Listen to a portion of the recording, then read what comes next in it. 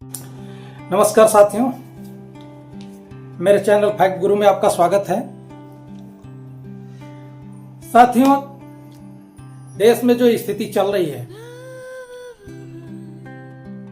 उसको देखने से यह लगता है कि लोकतंत्र को बचाना बड़ा मुश्किल काम हो गया है। लेकिन साथियों, मैं आपको बता दूं कि ये देश हमारा भारत है जो 200 सालों के आसपास अंग्रेजों से गुलाम रहने के बाद जब जागा तो अंग्रेजों को भारत से खदेड़ करके स्वतंत्रता हासिल किया। उस आजादी के आंदोलन में जो परिवार हर व्यवस्था से व्यवस्थित रहते हुए अगर चाहता तो अंग्रेजों की गुलामी करके एक राजसी ठाट बाट का जीवन जी सकता था, लेकिन उस परिवार ने स्वतंत्रता की लड़ाई लड़ना कबूल किया, लेकिन अंग्रेजों के साथ मुखबिरी और अंग्रेजों की गुलामी करना स्वीकार नहीं किया। आज ये जो उस परिवार से 70 सालों का हिसाब मांगते हैं, उस परिवार के अगर पीछे की पृष्ठभूमि पर जाएंगे तो जिसके परिवार में हर शासक जो प्रधानमंत्री बना हो और गोलियों से छलनी किया गया हो, आतंकवाद का शिकार हुआ है, वो परिवार दोबारा राजनीति करने की हिम्मत नहीं कर सकता। अभी आप मौजूदा समय में देख रहे हैं, राहुल गांधी विपक्ष में एक ऐसा चेहरा है कि पूरा देश राहुल गांधी की तरफ स्पष्ट निगाहों से टकटकी लगाए हुए है कि यदि लोकतंत्र फिर से पुनर्जीवित और अपने समुचित व्यवस्था में आ सकता है तो उसको लाने वाला सिर्फ एक ही योद्धा है, राहुल गांधी। राहुल गांधी के अलावा कोई भी व्यक्ति नरेंद्र मोदी से लड़ने की ताकत नहीं रखता है।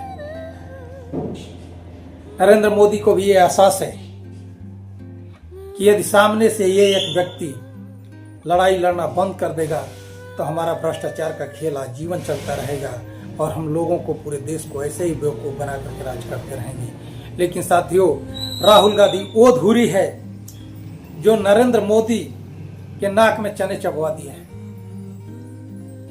और राहुल गांधी ने हर समय पर सरकार को आगाह करने का काम किया है। जब भी सरकार विकट परिस्थिति को भांप नहीं पाई है, चाहे कोरोना काल हो, चाहे नोटबंदी का असर हो, चाहे देश में रोजगारी, शिक्षा और स्वास्थ्य के अहम मुद्दे हों, उस पर हर समय राहुल गांधी जी ने देश को आगाह करने का काम किया है। लेकिन पहले तो उनकी बातों को हल्के में लेकर के और सारे बीजेपी और सारी टीम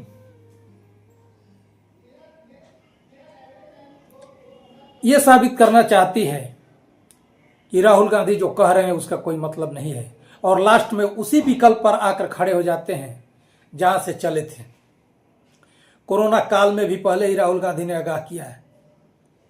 जीएसटी पर भी राहुल गांधी जी पहले ही अपना विचार रख चुके थे, और नोटबंदी पर भी राहुल गांधी ने पहले ही अपना विचार रख दिया था।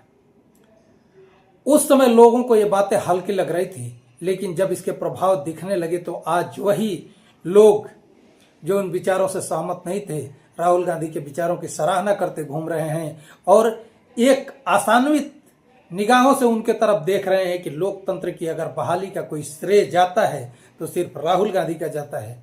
और राहुल गांधी एक ऐसा व्यक्ति है जो लोकतंत्र बहाल कर सकता है। लोकतंत्र बहाल कराने में राहुल गांधी की जितनी भूमिका है, आज तो सारा विपक्ष राहुल गांधी के नेतृत्व में खड़ा है।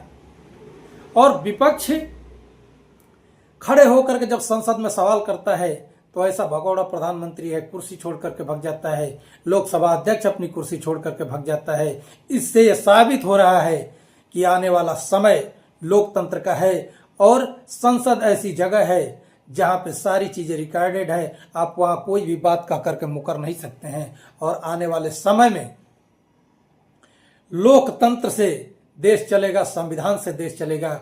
जो लोग अपने नापाक मंसूबे लेकर के चल रहे हैं कि हम मनुस्मृति से देश चलाएंगे, ये संभव नहीं है। और संविधान से देश चलाने में सबसे महत्वपूर्ण अगर भूमिका होगी तो माननीय राहुल गांधी जी की होगी। साथियों नमस्कार, जय हिंद।